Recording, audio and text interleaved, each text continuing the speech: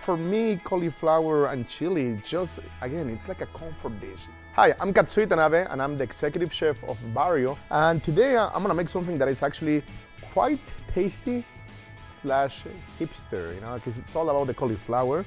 So I'm gonna be making a roasted cauliflower gratin. So I take some of the fire roasted jalapeños. I literally put them on the flame on my grill, get them nice and charred, because in Mexico we appreciate the burnt flavors in food. Something that is very important for me, it's when my food fights back. I want it to be a little spicy, actually a lot spicy. To that, I'm gonna add some garlic, maybe 2 to 3, maybe 4. Some of the fish sauce, again, to add that umami flavor. There we go. And then the amazing Mexican crema. Oh yeah, that's really good. One of my daughters likes to help me, and she likes to break the florets, either broccoli, cauliflower. She doesn't really want to eat them, but once it's cooked, she will be like, oh my God, it's so good.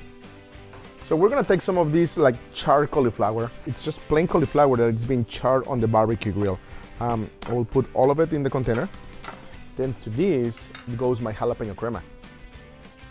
So I'm now just mixing the jalapeno crema with the cauliflower, and then the most amazing thing is gonna happen right now. I'm gonna take some of the B&B Supremo Chihuahua cheese, and I'm just gonna go wild and put like a lot of cheese.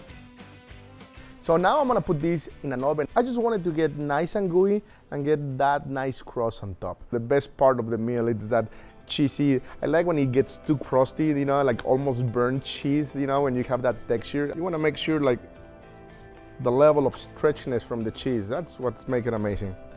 To that, I'm gonna take some of the B&B Supremo crema and then just put some on top, just like that.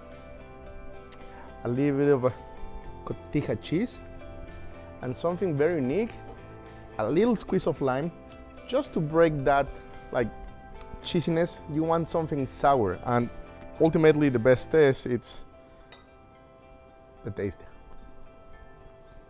It's so good.